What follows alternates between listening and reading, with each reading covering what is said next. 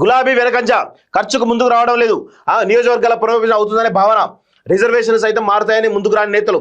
అభ్యర్థులతో పాటు మున్సిపల్ ఇన్ఛార్జీలు ఆందోళన. గెలుపుపై ప్రభావం పడుతుందని నేతల్లోనే చర్చ అంటూ చూస్తా ఉన్నాం. నల్గొండ కార్పొరేషన్ పరిధిలోని ఓ వార్డుకు పోటీ చేసిన మాజీ ఎమ్మెల్యే నాకు వార్డుకు పోటీ చేయమని చెప్పడంతో పోటీ చేసిన ఆ వార్డులో గెలవాలంటే ప్రతి ఓటర్కు నగదు ఇవ్వాల్సి ఉంది.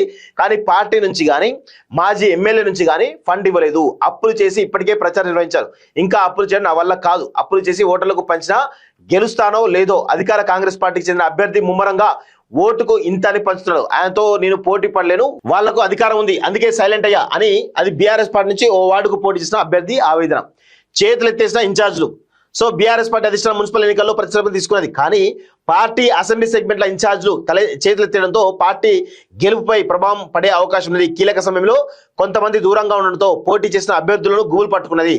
ప్రచారం నిర్వహించినప్పటికీ పోల్ మేనేజ్మెంట్ లో వెనుకబడ్డారని పలువురు నేతలే బహిరంగంగా అభిప్రాయపడుతున్నారు. దానికి తోడు అభ్యర్థులే ఖర్చు పెట్టుకోవాలని ఇన్ఛార్జ్ చెప్పడంతో గెలుస్తామా లేదో తెలియదు. అప్పులు చేసి పెట్టుకోవడం ఎందుకని అభ్యర్థులు సైతం కొన్ని మున్సిపాలిటీలో చేతులు ఎత్తేశారు. పార్టీ అధిష్టానం పెట్టుకున్న ఆశలను కింది స్థాయి నేతలు తూట్లు పడుతున్నాం. ఇప్పుడు విస్తృత చర్చ జరుగుతున్నది. మున్సిపల్ ఎన్నికల్లో సత్తా చాటాలని. మున్సిపల్ ఎన్నికల్లో సత్తా చాటి అర్బన్ ప్రాంతాల్లోని ప్రజలు బీఆర్ఎస్ వెంటే ఉన్నారని చెప్పాలని ఆ పార్టీ అధిష్టానం ప్రణాళికలు రూపొందించింది.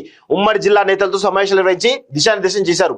మున్సిపాలిటీల బాధ్యతలను స్థానిక ఎమ్మెల్యే లేదా మాజీ ఎమ్మెల్యేకు అప్పగించారు. ఎన్నికల ప్రచారంతో పాటే ఖర్చు బదులు కూడా వారికి అప్పగించింది. అయితే ప్రచారం చేపట్టారు, అంతవరకు ఓకే. కానీ పోల్ మేనేజ్మెంట్ లో మాత్రం వెనుకంజ వేస్తున్నట్లు పార్టీ నేతలే పేర్కొన్నారు. టికెట్లను అంచెలకు ఇప్పించుకున్నారు, కానీ ఎన్నికల ఖర్చు మాత్రం ఇవ్వలేదని పార్టీ అభ్యర్థులే అభిప్రాయపడుతున్నారు. అధికార పార్టీకి చెందిన అభ్యర్థులు లక్షల్లో ఖర్చు చేస్తున్నారని, వారితో పోటీ పడలేకపోతున్నారని ఆవేదన వ్యక్తం చేస్తున్నారు అంటూ చూస్తాను. పార్టీ నుంచి ఫండ్ లేదు, పార్టీ ఇన్ఛార్జ్ కూడా ఏమైనా డబ్బులు ఇస్తుంటే అది లేదు. సో అందుకే మొత్తంగా నియోజకవర్గాల పునర్విభజన జరుగుతుంది కాబట్టి ఈయన ఎందుకు ఖర్చు పెట్టాలని చెప్పేసి అభ్యర్థులు ఎవరు కూడా ఇన్ఛార్జ్లు ఎవరు కూడా ఖర్చు పెడతారట.